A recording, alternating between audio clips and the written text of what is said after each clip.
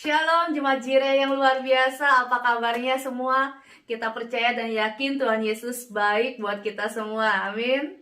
Siapapun yang tidak memiliki keberanian untuk mengambil resiko, tidak akan mencapai apa-apa di dalam hidupnya. Dalam Mazmur 37 ayat 3-4 berkata, percayalah kepada Tuhan dan lakukanlah yang baik. Diamlah di negeri dan berlakulah setia, dan bergembiralah karena Tuhan. Maka ia akan memberikan kepadamu apa yang diinginkan hatimu.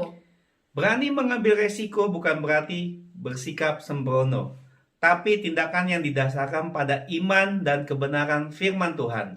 Bapak Ibu yang dikasihi Tuhan, mari siang hari ini kita beribadah bersama-sama dengan penuh sukacita, antusias, bahkan kita memberikan pujian penyembahan yang terbaik buat Tuhan Allah kita. Selamat beribadah, Tuhan Yesus memberkati.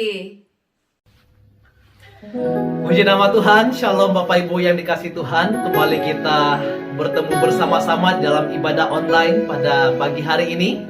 Dan saya percaya bahwa setiap kita yang ada di rumah, semuanya dalam keadaan yang sehat, amin. Puji nama Tuhan, sebelum kita jauh lebih lagi menyembah Tuhan pada pagi hari ini, bagi sama-sama memuji Tuhan, kita mau katakan hari ini hari yang telah dijadikan oleh Tuhan. Haleluya.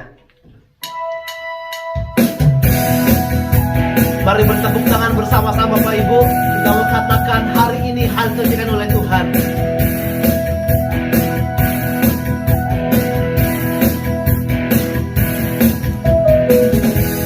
Hari ini hari yang telah dijadikan Tuhan. Mari kita bersuka hari ini. Hari ini hari yang telah dijadikan Tuhan. Mari kita bersuka di dalam Tuhan. Bersuka di dalam Tuhan.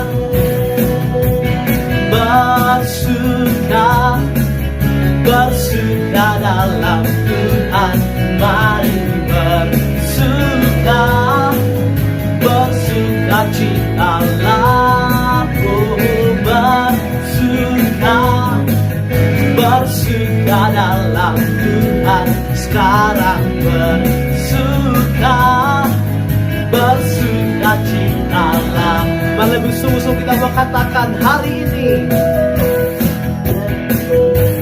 hari yang telah dijadikan Tuhan.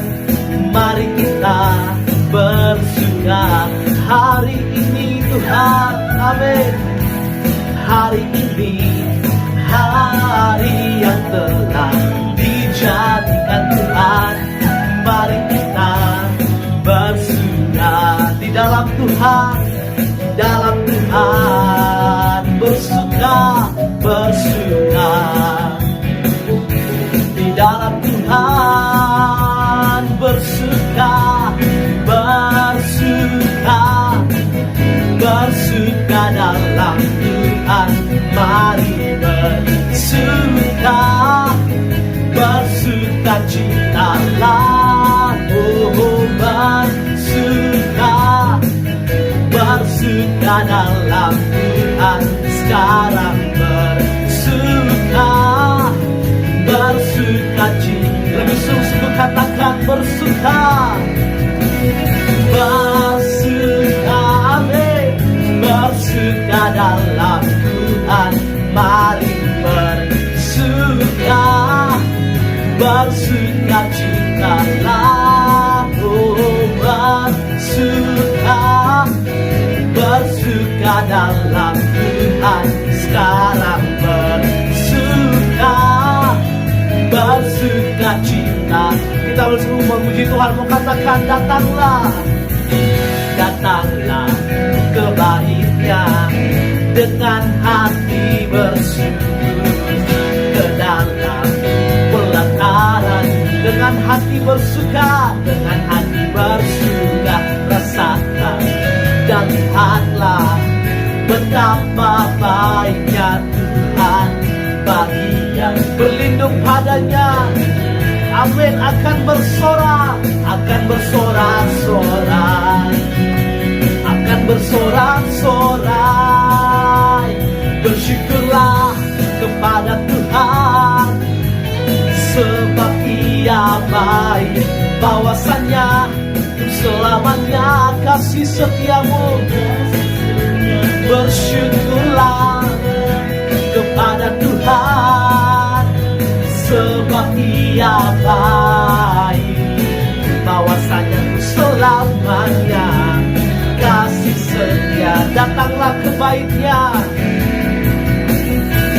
datanglah ke baitnya dengan hati bersyukur, ke dalam pelataran-Mu Tuhan dengan hati bersuka. Rasakan dan lihatlah betapa baiknya Tuhan bagi yang berlindung padanya. Akan bersorak, akan bersorak-sorai, akan bersorak-sorai. Bersyukurlah, bersyukurlah kepada Tuhan, sebab Ia baik, bahwasannya selamanya kasih setianya. Bersyukurlah kepada Tuhan, sebab Ia baik, bahwasannya selamanya kasih. Lebih sungguh-sungguh katakan bersyukurlah, bersyukurlah kepada Tuhan, amin. Sebab Ia baik, bahwasannya selamanya kasih setiamu Tuhan. Oh bersyukurlah kepada Tuhan, sebab Ia baik, bahwasannya selamanya kasih sebawasanya, bahwasannya bahwasannya, bahwasannya selama, bahwasannya selamanya kasih setianya.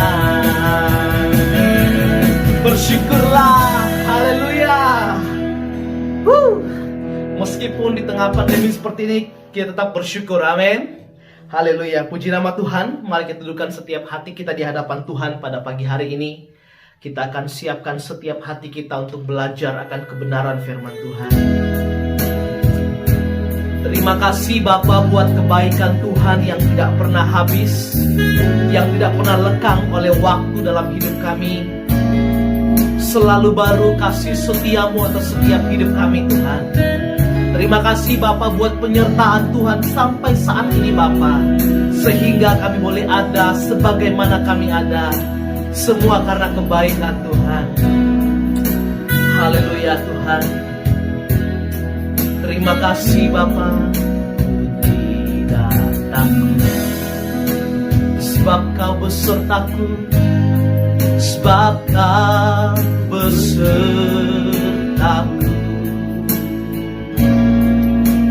Ku tidak bimbang,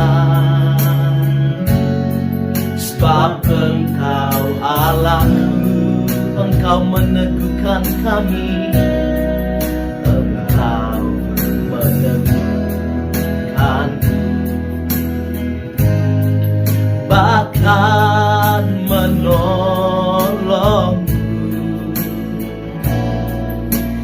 Kau batu karangku, Yesus Tuhan, Yesus memegang tangan kami, Yesus memegangku dengan tangan kananmu. Yesus memberiku kemenangan,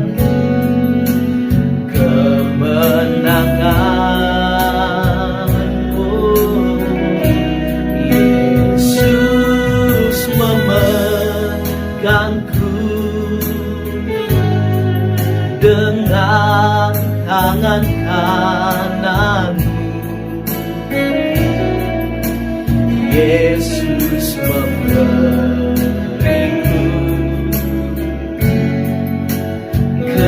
kemenangan. Mari bersama kita mau katakan, kami tidak takut ya Tuhan. Ku tidak takut sebab Kau besertaku. Tidak bimbang, amin, sebab Engkau Allahku. Engkau meneguhkan, bahkan menolong kami, bahkan menolong. Kau batu karangku, Yesus Tuhan, Yesus. Mari kita angkat hati kita mau katakan, Yesus memegang tanganku, Yesus memegangku dengan tangan kananmu. Yesus memberiku kemenangan, Yesus memegangku, oh, pegang erat setiap tangan kami Tuhan dengan tangan kananmu. Yesus memberiku kemenangan, lebih sungguh-sungguh katakan, Yesus memegang, oh, memegangku, oh, dengan tangan kananmu. Yesus memberiku kemenangan, Yesus, Yesus, oh, terima kasih Tuhan, dengan tangan kananmu. Yesus memberiku kemenangan, Yesus memberiku, Yesus memberiku kemenangan, oh Yesus, Yesus memberiku kemenangan. Mari Bapak Ibu kita naikkan setiap ucapan syukur kita di hadapan Tuhan. Tuhan memegang setiap tangan kita. Haleluya. Kami bersyukur buat kebaikan-Mu Tuhan, buat anugerah-Mu Yesus. Mari pegang erat setiap tangan kami Tuhan. Terima kasih, oh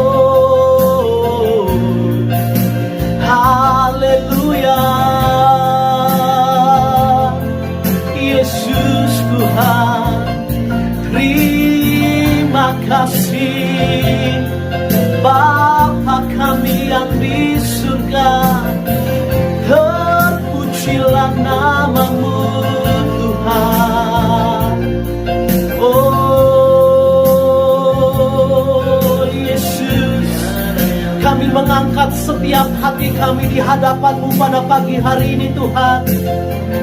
Mari jamah kami, jamah hati kami. Yesus Tuhan, terima kasih. Oh, haleluya. Terima kasih Tuhan. Oh, sebab Kau besar dalam hidup kami. Haleluya.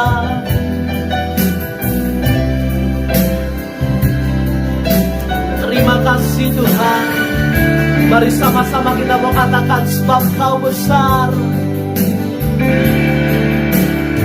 Sebab Kau besar, perbuatan-Mu ajaib. Tiada seperti Engkau, tiada seperti Engkau. Sebab Kau besar, perbuatan-Mu ajaib. Tiada seperti Engkau, tiada seperti Engkau. Lebih sungguh-sungguh kita mengatakan, oh sebab Kau besar, sebab Kau besar, perbuatan-Mu ajaib. Tiada seperti Engkau, tiada seperti Engkau Tuhan. Oh sebab Kau besar, perbuatan-Mu ajaib. Tiada seperti Engkau, tiada seperti. Lebih sungguh-sungguh katakan sebab Kau besar Tuhan. Sebab Kau besar, perbuatan-Mu ajaib. Tiada seperti Engkau, tiada seperti Engkau. Sebab Kau besar, perbuatan-Mu ajaib. Tiada seperti Engkau, tiada seperti Engkau, tiada seperti Engkau, tiada seperti, tiada seperti Engkau. Mari kita berikan sorak-sorai bagi Tuhan. Tiada seperti Engkau Tuhan. Engkau besar, Engkau ajaib dalam hidup kami. Haleluya. Terima kasih Tuhan. Terima kasih Bapa. Oh Yesus Tuhan, terima kasih. Terima kasih Tuhan. Biarlah setiap pujian kami, setiap penyembahan kami Bapa menjadi dupa yang berbau harum di hadapan Tuhan. Pada pagi hari ini Bapa, kami siapkan setiap hati kami Tuhan untuk belajar akan kebenaran firman Tuhan. Mari Bapa Kau urapi hamba-Mu yang akan menyampaikan firman Tuhan, sehingga setiap firman yang disampaikan Bapa adalah isi hati Tuhan bagi setiap kami. Hidup kami dibentuk menjadi pribadi-pribadi yang semakin sempurna seperti Bapa di sorga. Terima kasih Tuhan. Kami serahkan Bapa waktu ini Tuhan, pemberitaan firman kebenaran Tuhan, dan biarlah jadi sesuai dengan kehendak Tuhan. Di dalam nama Tuhan Yesus kami berdoa, kami bersyukur. Haleluya. Amin, amin, amin, amin. Shalom Bapak Ibu yang dikasihi Tuhan, selamat pagi. Mari kita akan berdoa untuk boleh belajar akan kebenaran firman Tuhan pada pagi hari ini. Bapa Surgawi, kami mengucap syukur. Sungguh Engkau baik buat kami dalam keadaan apapun. Engkau tetap memeliharakan kehidupan kami. Hamba-Mu berdoa biar jam-jam pembelajaran firman Tuhan pada pagi hari ini boleh menjadi berkat yang besar dimanapun umat-Mu berada. Ya Tuhan, Engkau menyertai. Bahkan jam-jam ini boleh menjadi jam-jam yang indah kami berfellowship dengan firman-Mu. Terpuji nama-Mu, segala gangguan kami tolak di dalam nama nama Tuhan Yesus, sehingga setiap kami boleh belajar dengan baik dan boleh memberi dampak dalam kehidupan rohani kami. Kami mengucap syukur menyambut firman-Mu di dalam nama Tuhan Yesus. Haleluya.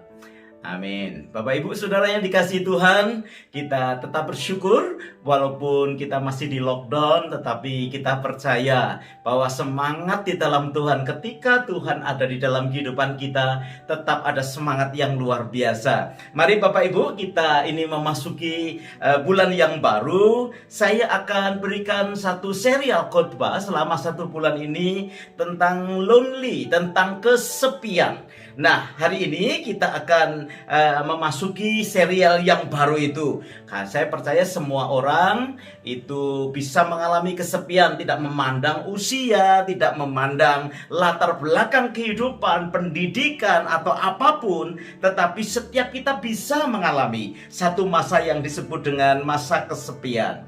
Nah, melalui serial ini saya berharap kita bisa mengambil sikap yang bijaksana ketika masa itu datang di dalam kehidupan kita, sehingga tidak mengganggu akan perjalanan kehidupan iman kita kepada Tuhan, bahkan tidak akan menghancurkan kehidupan kita. Karena rasa kesepian ini pasti akan datang dalam satu kehidupan setiap manusia. Buat Bapak Ibu yang belum pernah mengalami ini, paling tidak kita bisa belajar bagaimana mengantisipasi ketika kesepian itu datang di dalam kehidupan kita.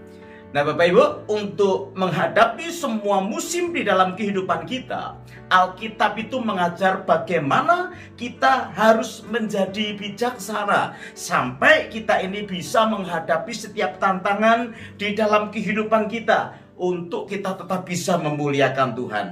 Nah, tentunya selama 4 minggu ini kita akan belajar sehingga ketika masa kesepian itu timbul atau muncul, lonely itu timbul, perasaan itu timbul di dalam kehidupan kita, kita bisa mengantisipasi dengan baik.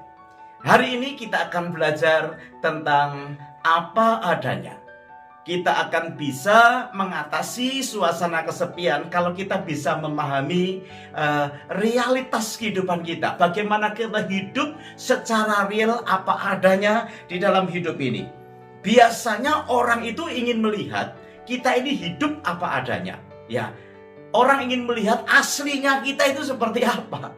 Tetapi orang-orang yang mengingini itu biasanya juga tidak bisa mampu untuk menerima ketika dia mengetahui apa adanya kita. Mereka ingin melihat kita apa adanya, tetapi pada kenyataannya begitu dia tahu apa adanya kita, orang tidak bisa menerima apa yang ada itu. Nah, saudara yang dikasihi Tuhan, itu sebabnya orang itu lebih suka hidup berpura-pura, ya, tidak apa adanya.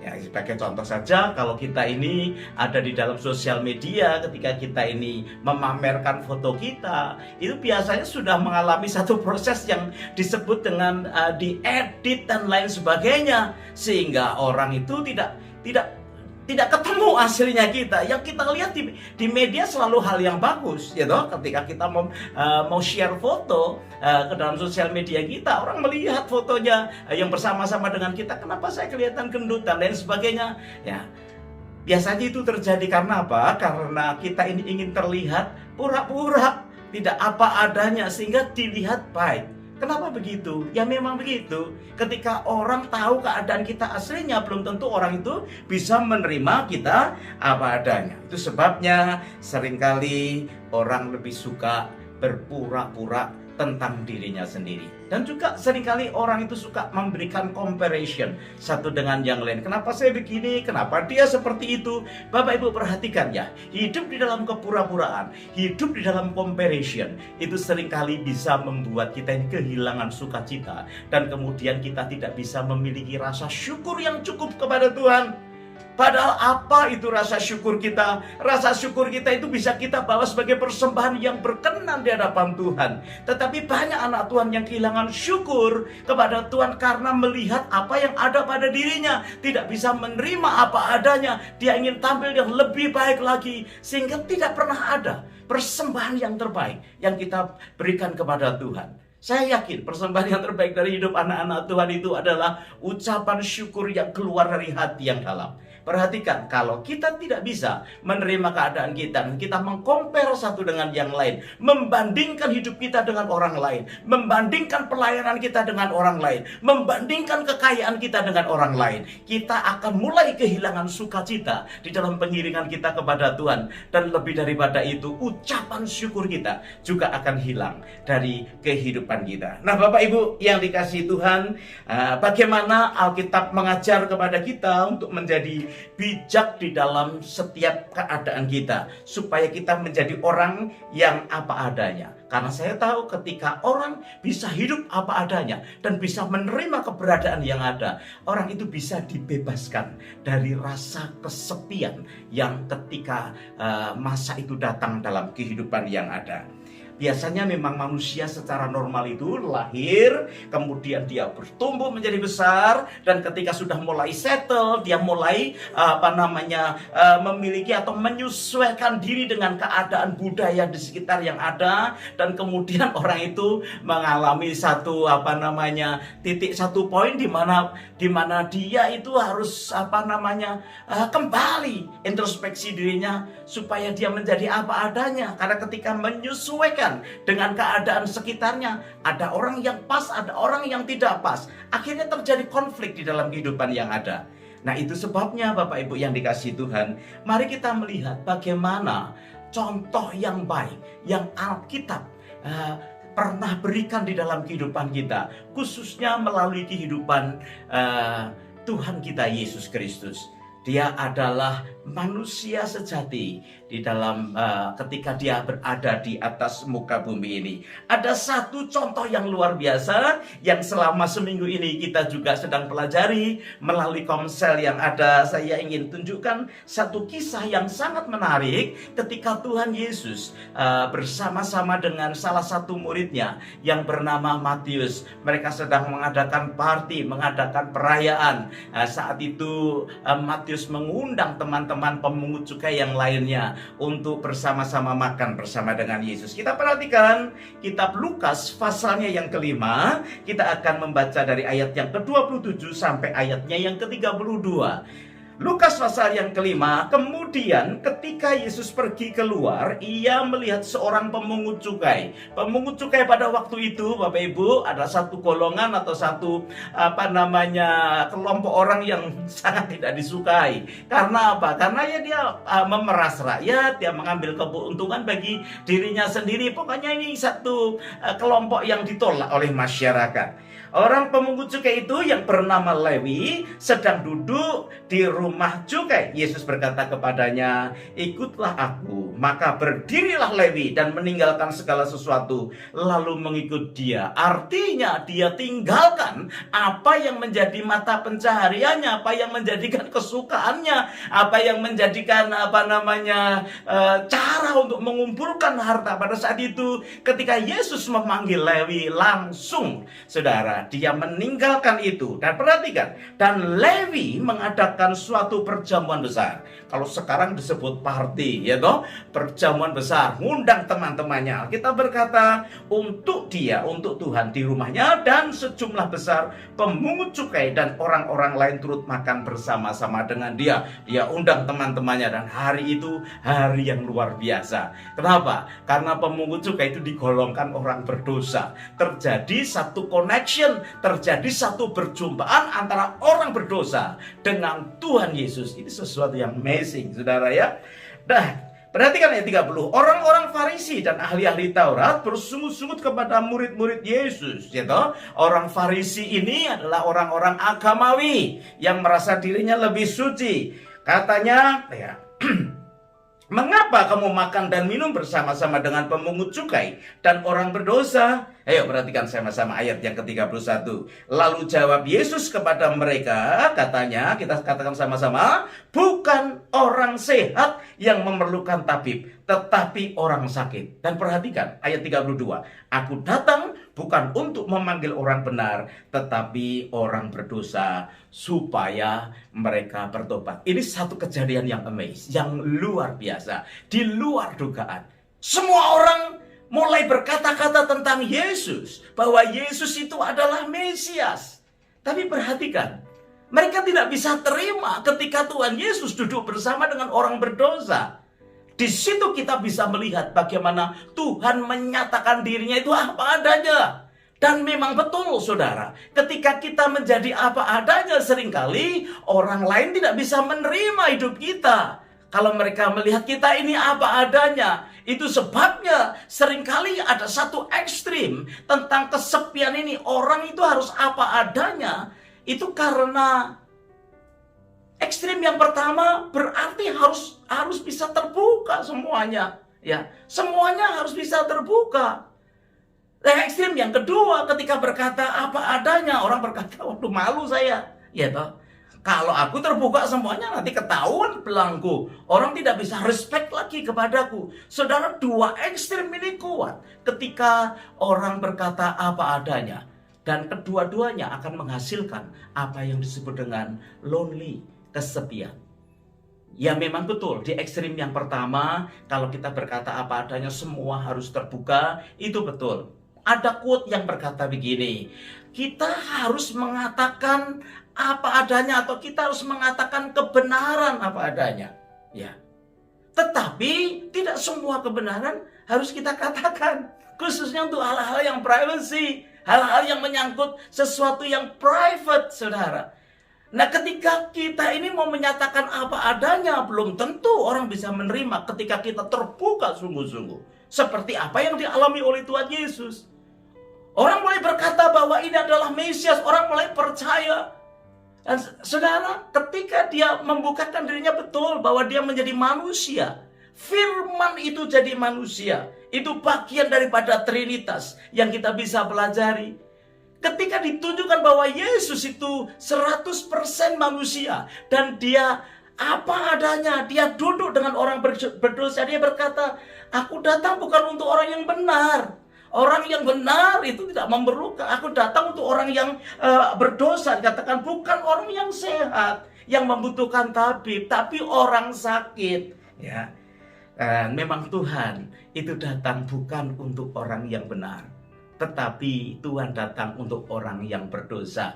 Itu dia nyatakan ketika dia berbicara dengan para pemungut cukai yang diundang oleh si Lewi itu. Nah, Bapak Ibu Saudara yang dikasihi Tuhan, untuk hal ekstrim yang kedua yang berkata, aku takut dong kalau aku terbuka. Ya sudah, aku kemudian menutup diri. Biasanya begitu, saudara. Ekstrim yang kedua tentang apa adanya, orang nggak mau berhubungan dengan yang lain, dia tutupi segala sesuatu. Untuk orang seperti ini, Tuhan mau berkata, Tuhan itu terima kita apa adanya. Itu sebabnya kita nggak boleh terlalu tertutup bagi pekerjaan Tuhan di dalam kehidupan kita. Kita tidak boleh menutup diri. Nah, biasanya kata apa adanya itu membuat manusia menjadi takut dan akhirnya dia menutup dirinya atau dia berjuang sendiri dan sampailah kepada titik yang disebut dengan kesepian. Itu sebabnya kalau Bapak Ibu Saudara belum pernah mengalami akan hal ini, paling tidak kita bisa melihat apa sebabnya kita ini bisa menjadi orang yang kesepian, karena unsur apa adanya gitu. Ya, kita ini orang yang sudah jatuh di dalam dosa dan kita dihadapkan mau terbuka atau kita ini mau tertutup. Perhatikan apa yang dialami oleh Tuhan Yesus. Tuhan Yesus itu adalah Tuhan 100%. Di dalam kristologi kita diajar bahwa dia manusia 100%. Di dalam kemanusiaannya ada kuasa yang luar biasa.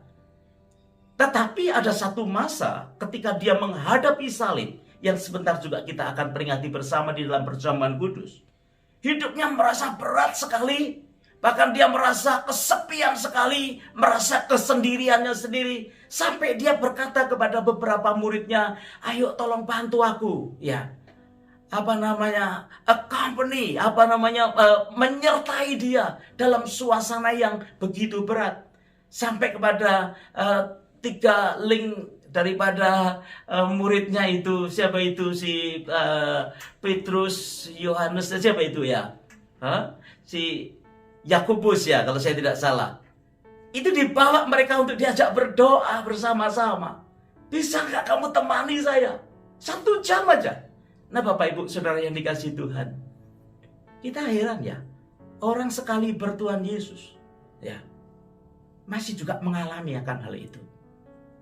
Rasa kesendirian, rasa kesepian yang ada, sehingga dia mengajak orang untuk bersama-sama dengan dia di dalam pergumulannya. Di dalam serial ini nanti kita juga akan belajar tentang bagaimana power of friendship, power untuk kebersamaan itu kita akan juga belajar bersama-sama. Tapi hari ini perhatikan, saudara dan saya harus secara bijaksana bisa menjadi seseorang yang apa adanya. Ada 5 fakta mengenai menjadi apa adanya. Yang pertama, menjadi apa adanya atau menjadi asli di dalam kehidupan kita adalah satu budaya. Budaya itu artinya sesuatu yang kita izinkan atau yang tidak kita izinkan terjadi di dalam kehidupan kita. Nah, ini dibangun di dalam kehidupan kita. Saya percaya keberadaan kita apa adanya itu adalah sebuah budaya. Dan budaya itu berbeda-beda. Kebiasaan itu menjadi berbeda-beda di dalam setiap kehidupan kita. Ya, sebagai contoh saja, kalau kita melihat satu tong sampah Bapak Ibu ya, biasanya kita itu kasih plastik sebelum kita buang sampah yang ada. Tapi itu tidak semua. Ada orang yang menganggap namanya juga tong sampah, pasti kotor, nggak perlu dikasih plastik, nanti dibuang aja, dibersihin lagi. Saudara, tidak ada yang benar dan tidak ada yang salah. Itu sesuatu hal yang dibangun.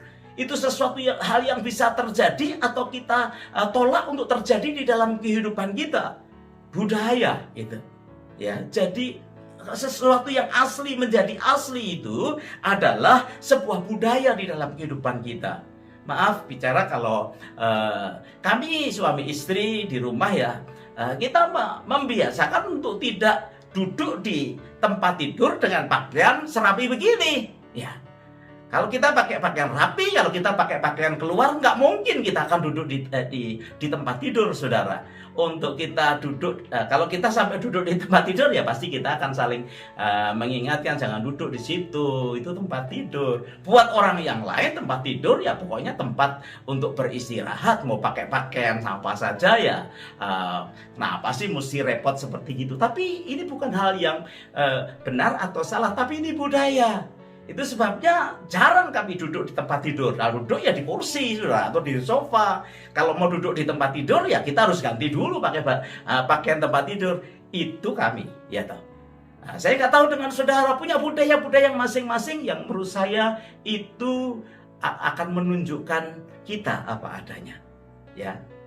Yang kedua adalah menjadi asli itu bisa membunuh satu kecurigaan. Tidak mudah untuk kita menjadi curiga. Kalau kita tampil apa adanya, atau kita bisa menerima apa adanya seseorang, pasti kita keluar dari rasa kecurigaan. Nah, kecurigaan ini yang seringkali juga memecah belah kehidupan kebersamaan kita. Nah, Bapak Ibu yang dikasihi Tuhan, menjadi asli itu akan mengurangi bahkan membunuh kecurigaan satu dengan yang lain. Yang ketiga, fakta daripada menjadi apa adanya menjadi asli dalam hidup kita, itu bisa menjadikan alat pemersatu di dalam satu komunitas satu dengan yang lain. Saya suka dengan setiap komsel yang ada di tempat kita. Dari Senin sampai Sabtu, saya bisa melihat lama-kelamaan kita bisa menjadi satu, karena di komsel itu kita berinteraktif satu dengan yang lain.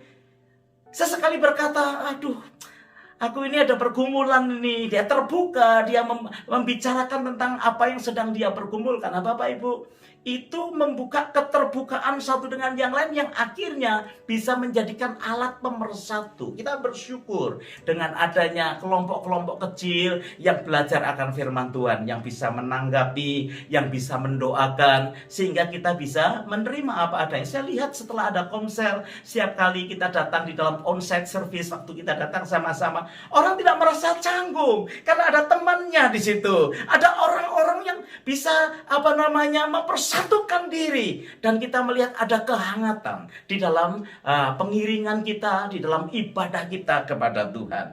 Menjadi apa adanya, menjadi asli, menjadi real kehidupan kita. Itu salah satu alat pemersatu buat kita ini berkomunitas satu dengan yang lain. Yang keempat, menjadi asli itu semakin mudah Tuhan untuk menyempurnakan kehidupan kita.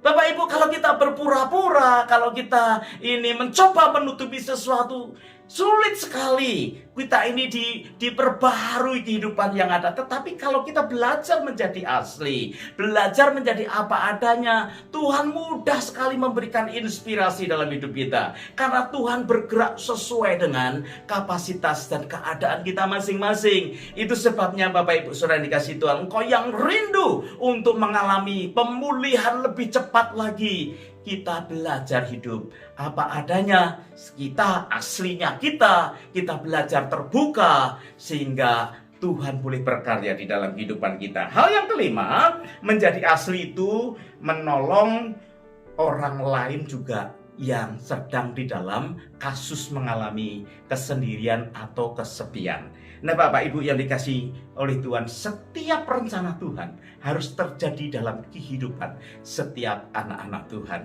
Itu sebabnya kita bisa saling menolong satu dengan yang lain ketika kita bisa hidup apa adanya, asli, ya, be real dalam hidup kita. Tidak perlu kita berpura-pura, tetapi kita hidup dengan apa adanya. Nah, kalau kita melihat Paulus pun itu juga dia mengalami banyak tantangan. Orang seperti dia itu juga mengalami kesepian. Tapi perhatikan, kesepian itu tidak selalu ada hubungannya hanya dengan keadaan keuangan, keadaan situasi pendidikan atau latar belakang apa. Tetapi ada hal yang penting juga. Kesepian bisa terjadi di dalam kehidupan anak-anak Tuhan ketika tidak mengetahui tujuannya. Ya. Ada banyak orang yang tidak bisa membedakan antara profesi dan purpose. Ya. Ketika ditanya orang, apa sih tujuan hidupmu? Ya menjadi kaya, ya kemudian menjadi sukses, menjadi berhasil. Bapak Ibu, menjadi sukses, menjadi kaya, menjadi berhasil, itu bukan purpose. Itu adalah profesi, ya. Sukses dan uang itu merupakan bonus, merupakan satu berkat. Dan profesi seringkali tetap bisa menjadikan orang lonely, kesepian. Orang yang punya uang banyak bisa kesepian. Orang yang sukses hidupnya bisa juga mengalami kesepian. Nah, orang kalau tidak tahu tujuan hidupnya, maka mudah sekali memasuki masa-masa seperti begini. Itu sebabnya Bapak Ibu, kita harus tahu tujuan kehidupan kita, yaitu memuliakan Tuhan, menjadi berkat, dipakai Tuhan menjadi berkat. Nah, ini adalah rancangan Tuhan. Itu sebabnya menjadi asli itu ketika kita bisa menolong orang lain. Itu mengetahui tujuan kehidupan yang ada. Lalu yang terakhir apa yang bisa kita buat?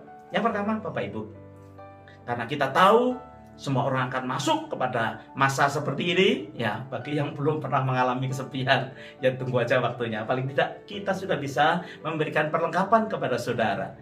Apa yang harus kita lakukan? Apa yang harus kita buat? Yang pertama, perhatikan. Jadilah diri kita asli, terbuka, apa adanya, ya, dengan kebijaksanaan. Sekali lagi, untuk ekstrim yang pertama, kita memang harus berbicara tentang sesuatu yang benar. Tetapi tidak semua kebenaran harus kita bicarakan. Ya, khususnya untuk hal-hal yang private. Tetapi juga untuk yang ekstrim yang kedua, yang menutup diri. Perhatikan, Tuhan menerima kita itu apa adanya. Walaupun setelah kita diterima, Tuhan akan terus memproses hidup kita untuk tidak menjadi apa adanya, menjadi sesuatu yang berguna, menjadi sesuatu yang sesuai dengan tujuan Tuhan. Hal yang kedua, walaupun kita tetap jadi asli, biarlah kita ini selalu bisa di-upgrade Bapak Ibu. selalu bisa diperbaharui di dalam kehidupan kita. Sebab proses kesempurnaan hidup kita ketika kita membuka diri mau di-upgrade oleh Tuhan. Dan perjalanan rohani ini dengan tujuan yang jelas, yang Tuhan katakan bahwa kita di-create untuk memuliakan Dia, itu menjadi sesuatu yang luar biasa. Sehingga kita akan less lonely, tidak akan menjadi sangat kesepian lagi, atau bahkan kita tidak menjadi orang yang merasa kesepian. Karena apa? Karena proses yang terjadi di dalam kehidupan kita terima untuk kebaikan kita. Roma 8 ayat yang ke-28. Dan yang ketiga, yang terakhir, menjadi asli, itu tadi yang saya katakan, dan jadilah orang yang bisa menolong orang lain yang di dalam kesepian yang ada. Perhatikan, orang akan kagum kepada kita ketika dia mengetahui kelebihan-kelebihan kita. Tetapi orang akan bisa connect dengan kita ketika orang tahu kita ini apa adanya. Kita asli, kita tidak berpura-pura. Dan satu hal yang penting dalam hidup kita adalah bisa menjadi connect people, menjadi orang yang bisa berhubungan dengan yang lain. Sehingga dengan sarana itu Tuhan bisa memakai hidupmu dan hidupku membawa orang-orang datang kepada Tuhan. Amin. Saya percaya semua kita belajar akan hal ini, dan sebentar kita akan masuk di dalam perjamuan kudus. Sama-sama saudara siapkan roti dan anggur, dan kita akan bersama-sama masuk di dalam perjamuan kudus. Haleluya, haleluya. Bapak Ibu, mari kita angkat roti kita di hadapan Tuhan. Kita minta supaya Tuhan boleh memberkati perjamuan kudus pada pagi hari ini. Bagi yang di rumah tidak ada roti anggur, kok bisa pakai roti tawar ataupun sirup ataupun apa yang ada. Tapi mari kita bersama-sama berdoa. Bapa di dalam surga, terima kasih untuk kebaikan-Mu dalam hidup kami. Kami mau terima akan perjamuan kudus pada pagi hari ini. Biar Engkau boleh terus memberkati umat-Mu di dalam masa-masa yang sulit sekalipun, di dalam masa-masa yang sepian sekalipun, boleh bertindak secara bijaksana. Kami tahu Tuhan, Engkau Tuhan yang ajaib dan luar biasa. Bapak Ibu, mari kita akan angkat roti kita dengan tangan kanan ke atas. Alkitab berkata, sebab apa yang telah kuteruskan kepadamu telah aku terima dari Tuhan, yaitu bahwa Tuhan Yesus pada malam waktu Ia diserahkan mengambil roti, dan sesudah itu Ia mengucap syukur atasnya. Ia memecah-mecahkannya dan berkata, inilah tubuhku yang diserahkan bagi kamu. Perbuatlah ini menjadi peringatan akan aku. Bapak Ibu, kita pecahkan bersama-sama, kita makan di dalam nama Tuhan Yesus.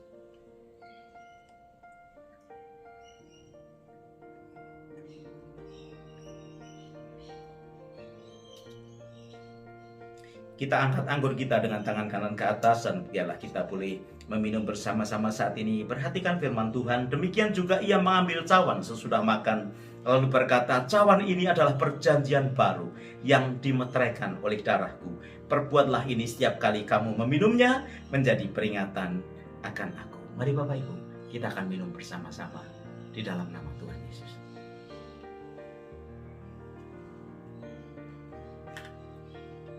Haleluya, haleluya.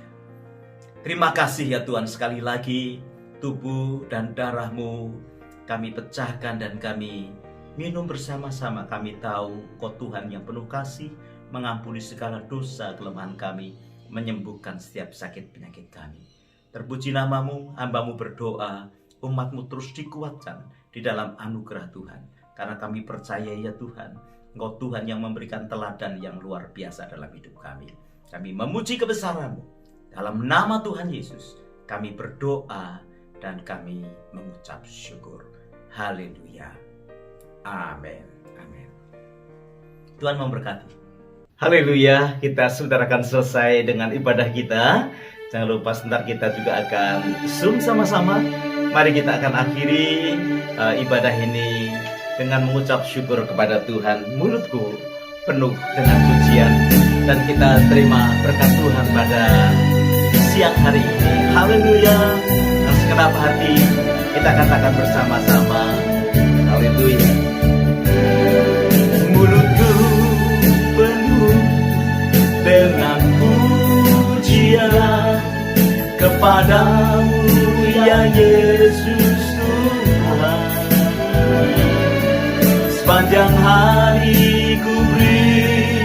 penghormatan kepadamu ya Allahku. Katakan sepanjang hari. Sepanjang hari ku beri penghormatan kepadamu ya Allahku. Mari kita buka hati kita, kedangkan tangan kita di hadapan Tuhan. Bapa Surgawi, biar Kau boleh memberkati akan seluruh sidang jemaatmu yang mengikuti seluruh acara yang ada. Kami tahu Engkau Yehova Jireh, Tuhan yang memeliharakan setiap kehidupan kami, dan Kau akan terus memimpin setiap kehidupan kami. Bapak, Ibu, Saudara yang dikasihi Tuhan, pulanglah atau kita berpisah satu dengan yang lain dengan membawa berkat yang besar dari Allah Bapa, cinta kasih dari Tuhan kita Yesus Kristus, dan persekutuannya di dalam Roh Kudus menyertai kita sekalian mulai sekarang bahkan sampai Maranatha, Dia datang kali yang kedua. Tuhan Yesus memberkati. Haleluya. Amin. Amin. Shalom Bapak Ibu, sampai jumpa pada saat yang akan datang. God bless you.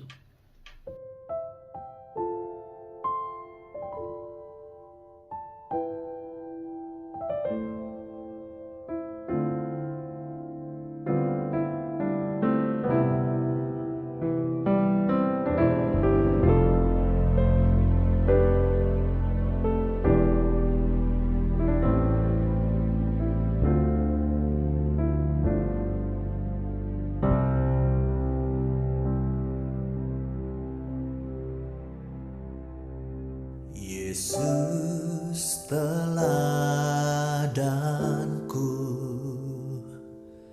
ku mau hidup bagimu.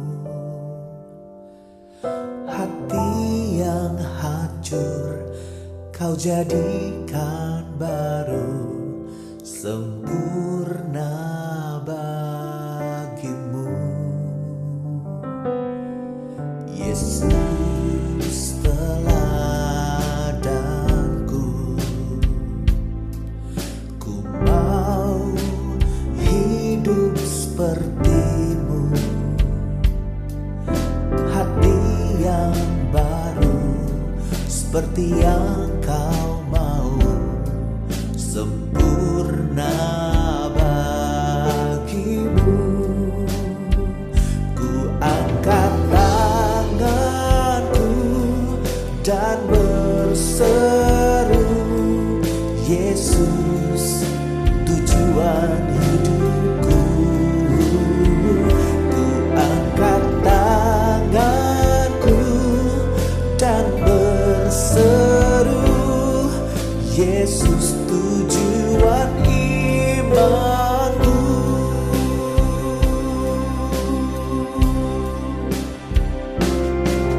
Yesus teladanku, ku mau hidup sepertimu. Hati yang baru seperti yang Kau mau, sempurna bagimu. Ku angkat tanganku dan berseru, Yesus tujuan hidupku. Ku angkat tanganku dan berseru, Yesus tujuan imanku.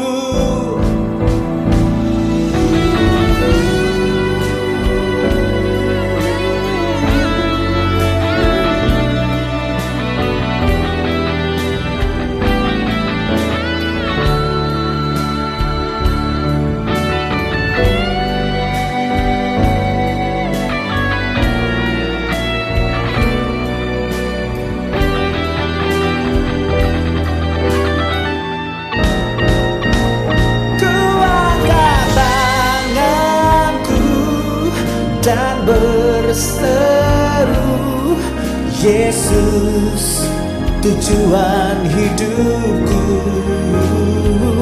Ku angkat tanganku dan berseru, Yesus tujuan imanku.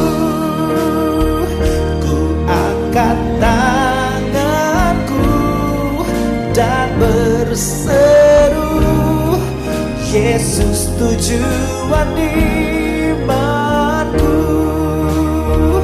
Ku angkat tanganku dan berseru, Yesus tujuan iman.